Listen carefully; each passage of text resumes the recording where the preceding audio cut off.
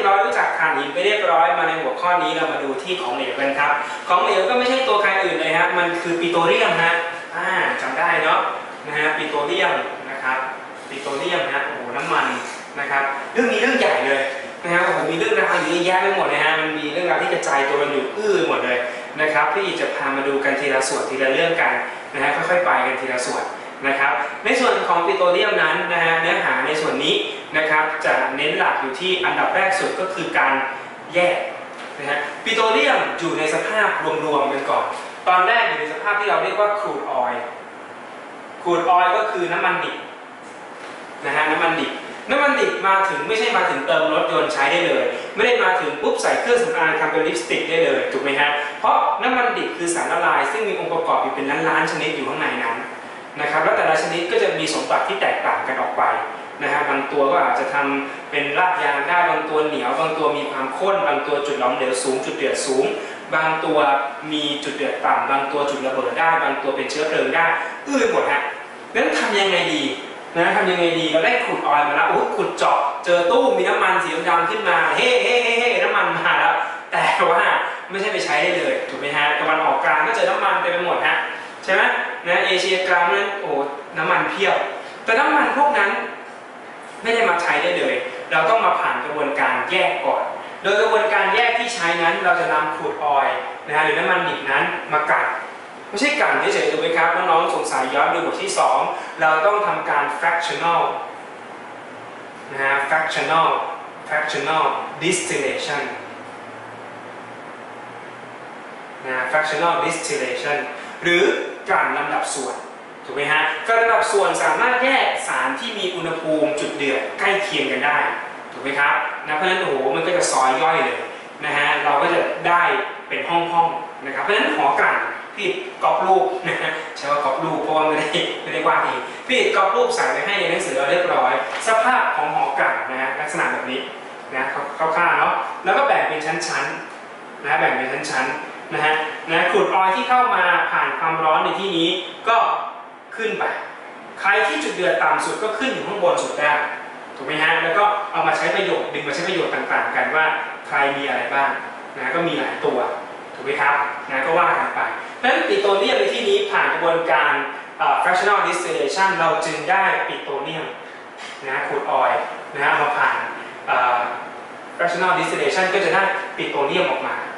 ปิโตรเลียมออกมาแล้วแน่นอนฮะโอ้โหมีหลายตัวฮะนะถ้าเกิดน้องๆดูจากในหนังสือที่พยายามแบ่งไว้ให้อย่างเช่นกลุ่มแรกได้แก๊สธรรมชาตินะฮะได้น้ำมันเบนซินได้แนปทา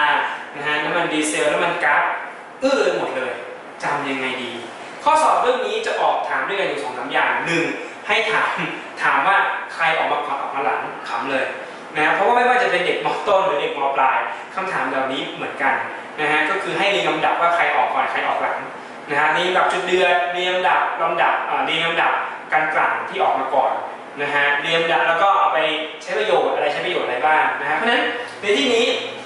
มีหอกลั่นให้พี่มีคำ magic word ไว้ให้1 คำนะครับนะก็พิมพ์ไว้ให้ในตัวหนังสือเรียบร้อยแล้วแต่น้องๆพี่เรียนที่ไว้ให้นะน้อ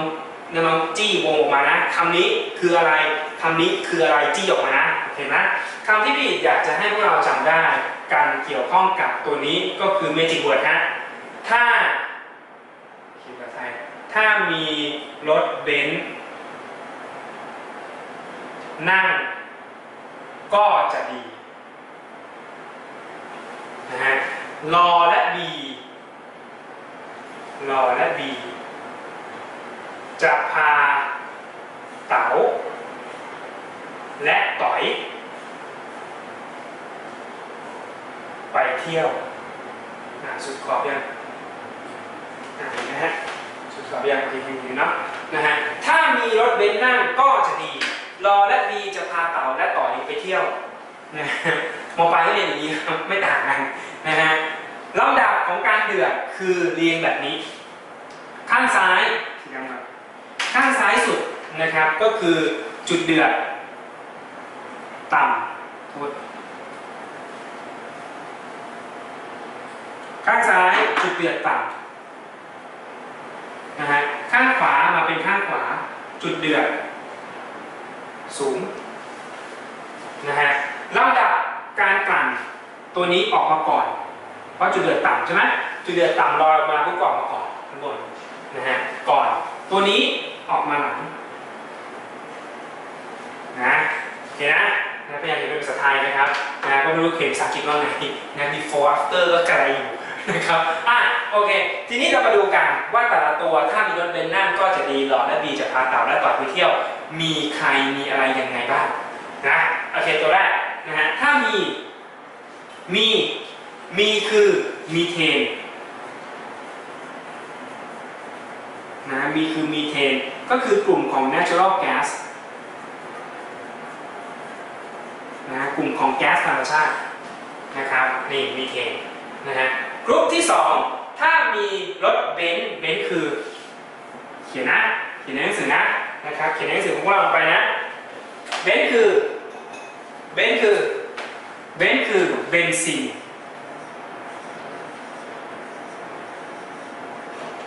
นะฮะน้ำมันเบนซินนะฮะเบนซ์นะฮะนั่นคือแนปทานะฮะแนปทาก็เป็นพวกบางคนก็จะเรียกถนัดนะฮะก็ไปใช้เป็นโซเวนต์เป็นตัวทำละลายอินทรีย์แล้วก็เอาไปทำอุตสาหกรรมเครื่องสำอางจริงๆ2ตัวเนี้ยก็จะค่อนข้างไปด้วยกันนะฮะก็คือเบนซินเนี่ยจริงคือนักทาเบาบางคนก็บอกนักทาเบาทำเครื่องสำอางนักทาหนักเอามาทำเป็นน้ำมันเบนซินก็จริงๆพี่ไม่อยากจะไปคอนวินส์แบบนั้นก็อยากจะบอกแค่ว่าไอ้นักทา2ตัวเนี้ยทั้งเบนทั้งนั่งเนี่ยสลับกันได้หมดคือทำได้ทั้งเบนซินทำได้ทั้งเครื่องสำอางทำได้ทั้งโซเวนต์นะครับแต่ว่าเวลาเรียนก็เรียนอย่างนี้นะเบนก็ให้รับรู้ว่าเบนซินคือนักทาเบานั่นคือนักทาหนักตัวหนักก็จะจุดเด่นสูงนะก็จะดีก็คือน้ำมันชื่อว่าน้ำมันก๊าซนะฮะหรือเคโรซีนนะฮะน้ำมันก๊าซก็ใช้ในกลุ่มเจ็ตนะฮะเจ็ตของเครื่องบินเจ็ตเนี่ยนะครับเป็นน้ำมันเครื่องบินก็จะดีนะฮะดีก็ดีเซลนะดีก็ดีเซลนะครับดีเซลก็เป็นน้ำมันเชื้อเพลิงสำหรับรถยนต์อุตสาหกรรมไม่ใช่อุตสาหกรรมรถยนต์หนักถูกไหมฮะก็พวกรถบรรทุกรถปิกอัพอะไรเงี้ยนะครับเป็นเครื่องยนต์ดีเซลนะฮะลอและบีลอฮะหล่อไหมหล่อฮะลอคือลูบิแคนครับหล่อลื่นนะฮะหล่อลื่นนะฮะลูบิแคนนะฮะในหนังสือนี้นะบีจาระบีครับจาระบีแล้วก็แว็กซ์เข้าไปด้วยกันฮะหรือว่าพวกไขนะฮะพวกไขนะฮะลอและบีจะพาเต๋าคือน้ำมันเตาก็ใช้เป็นเชื้อเพลิงสำหรับโรงงานอุตสาหกรรมหนักนะครับหรือว่ากลุ่มของเรือสมุทรอะไรเงี้ยอาจใช้น้ำมันเตานะครับต่อยเราได้ยางมาต่อยยางมาต่อยเสร็จแล้วนะฮะครบทั้งกี่ตัวเนี่ย1 2 3 4 5 6 7 8 9ตัวนะฮะก็ตามชั้นเหล่านี้เลยฮะ1 2 3 4 5 6นี่สมมติชั้นเฉยๆนะฮะถ้ามีรถเบนซ์นั่นก็จะดีรอและบีจะพาเต่าและต่อยไปเที่ยวทวนกับพี่อีกทีหนึ่งนะครับถ้ามีคือ natural gas นะแก๊สธรรมชาติถ้ามีรถเบนซ์นะฮะก็คือน้ำมันเบนซินนั่นก็คือนักทาก็คือน้ำมันก๊าซจะดีคือดีเซลรอคือน้ำมันหล่อลื่นนะฮะบีรอและบีจะระบีแล้วก็ไขนะฮะจะพาเต๋าน้ำมันเตาจะและต่อยน้ำมันโทษไม่ใช่น้ำมันยางมาต่อยไปเที่ยวครบทั้ง9ผลิตภัณฑ์นะฮะต้องย้ำนิดนึงว่าไอ้ข้างหลังเนี่ยอาจจะสลับกันได้ยางมาต่อยสุดท้ายแน่นอนนะฮะแต่ว่าจาระบีหล่อลื่นแล้วก็น้ำมันเตาเนี่ยบางทีมันอาจจะสลับหมุนเวียนกันได้ผัดเปลี่ยนกันเพราะว่ามันขึ้นอยู่กับเดี๋ยวนี้เนี่ยน้ำมันหล่อลื่นมันมีหลายชนิดยี่ห้อแล้วก็ใช้งานแตกต่างกันเพราะฉะนั้นก็เป็นไปได้ที่น้ำมันหล่อลื่นบางชนิดจะมีจุดเดือดที่สูงกว่าจาระบีนะฮะก็เป็นไปได้นะครับเพราะฉะนั้นก็พี่อิฐอันนี้เป็นตารางคร่าวๆเพื่อวางแปะไว้ให้ดูนะฮะแต่ว่าพอถึงเวลาจริงๆไปใช้งานก็จะต้องพึงระวังตามหัวข้อที่พี่อิฐแนะนำไว้ด้วยนะครับในเนื้อหาของสาร ปิโตรเลียมที่เป็นของเหลวในลักษณะแบบนี้เนี่ยจริงๆมันก็จะมีเรื่องราวของน้ำมันเบนซินแล้วก็น้ำมันดีเซลอีกด้วยนะฮะซึ่งจริงๆแล้วก็แน่นอนว่าคือ2ตัวหลักที่เราใช้งานหลักๆเลยเนี่ยในนี้ทั้งหมดใน9ตัวเนี่ยถ้าให้เดาว่าใช้ตัวไหนเยอะสุดพวกเราคงจะเดาได้ว่าก็เบนซินเนี่ยเยอะสุดถูกไหมฮะกับดีเซลถูกไหมถ้าเราดูจากสกีมประเทศไทยเราเนี่ยแหละนะครับก็จะใช้2ตัวนี้เยอะแต่ปัจจุบันเราก็มีการเผื่อแผ่สำหรับพวกกลุ่มน้ำมันทางเลือกนะฮะไม่ใช่น้ำมันเชื้อเพลิงทางเลือกขึ้นมานะครับซึ่งในหัวข้อทั้งหมดตรงนี้พี่จะโยนไปอยู่ในเรื่องราวของเชื้อเพลิงทางเลือกนะครับซึ่งก็จะอยู่ในเทปท้ายๆก็อีกสัก2-3เทปเนี่ยก็จะเจอเรื่องเชื้อเพลิงทางเลือกนะครับก็เดี๋ยวตรงนั้นเราจะค่อยมาดูรายละเอียดกันอีกทีหนึ่งแต่ตอนนี้นะฮะเวลาที่เหลืออยู่ของเทปนี้พี่จะพาไปดูเรื่องเบนซินกับดีเซลกันนะครับซึ่งเป็น2ตัวหลักๆเลยที่ใช้งานนะฮะตัวแรกเลยคือน้ำมันเบนซินเนี่ยนะครับในภาษาของตัวนี้เราเรียกว่าแก๊สโซลีนนะฮะแก๊สโซลีนนะครับซึ่งเป็นน้ำมันที่มีจุดว่าไฟนะฮะจุดระเบิดที่ต่ำก็คือนิดหน่อยก็ระเบิดได้แล้วนะฮะเครื่องยนต์แก๊สโซลีนในที่นี้ถ้าพวกเราเรียนในระดับม.ต้นก็อาจจะมีเรื่องเครื่องยนต์4 จังหวะ3 จังหวะอะไรนะดูดอัดระเบิดคายตรงนั้นเนี่ยนะครับอยู่ด้วยแต่ว่าพี่ขออนุญาตไม่นำเสนอเพราะว่ามันอยู่ในพื้นฐานของวิชาฟิสิกส์นะครับเรามาดูที่แก๊สโซลีนกันแก๊สโซลีนคือน้ำมันเบนซินมีจุดว่าไฟจุดระเบิดที่ต่ำนะฮะจุดเดือดก็ต่ำด้วยนะฮะเพราะฉะนั้นตัวนี้จุดระเบิดติดไฟได้ง่ายนะครับเวลาทำงานของตัวนี้ก็เลยอาศัยหัวเทียนเครื่องยนต์แก๊สโซลีนหรือเครื่องยนต์เบนซินเนี่ยก็คือมีหัวเทียนรถยนต์มีหัวเทียนปุ๊บเราพ่นละอองของน้ำมันมาหัวเทียนจุดระเบิดก็ตุ้มถูกไหมฮะนั่นไม่ใช่รถระเบิดตุ้มก็ไปดันลูกสูบแต่ละสูบ4 สูบ 6 สูบแล้วก็ว่าไปก็ไปดันตัวจักรนะครับแล้วก็รถยนต์ก็วิ่งไป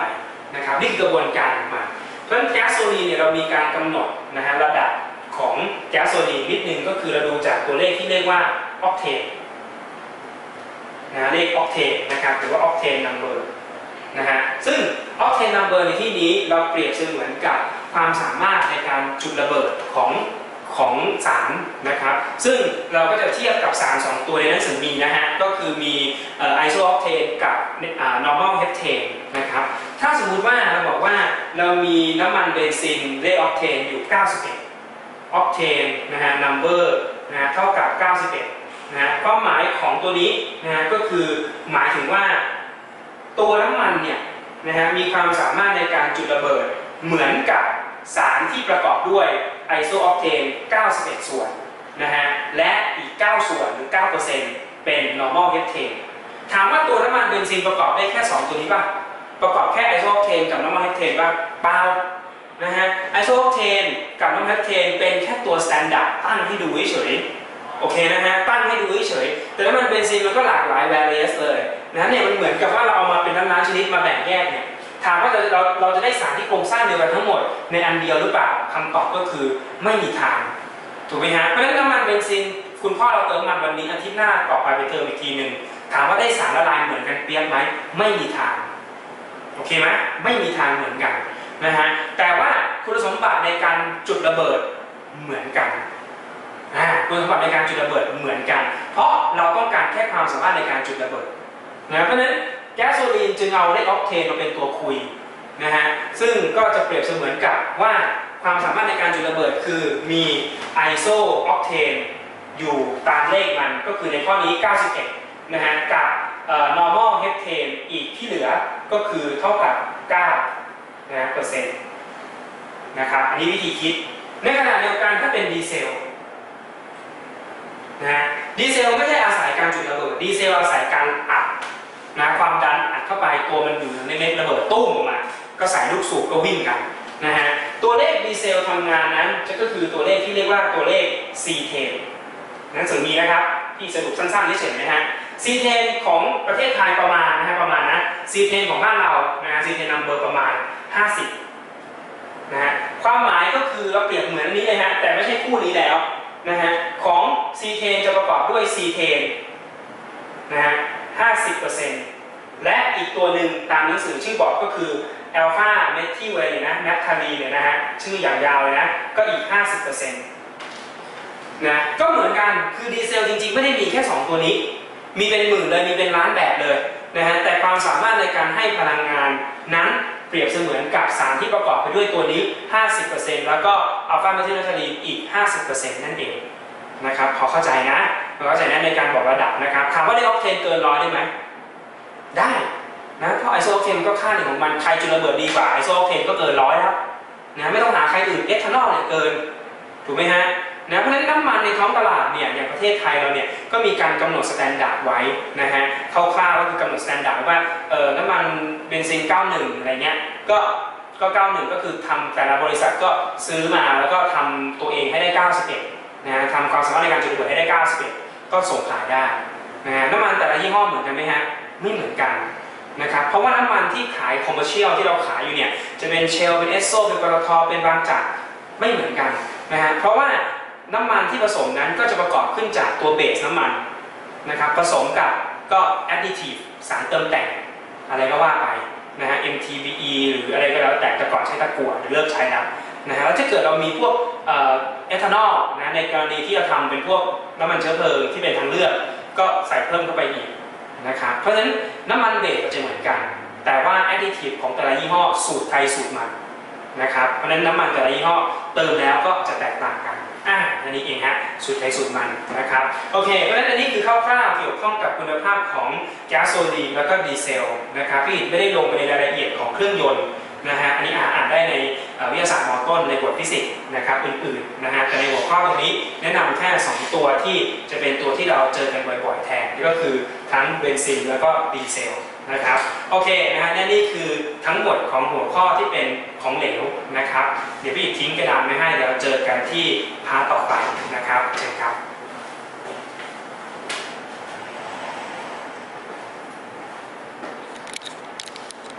อันนี้ยาว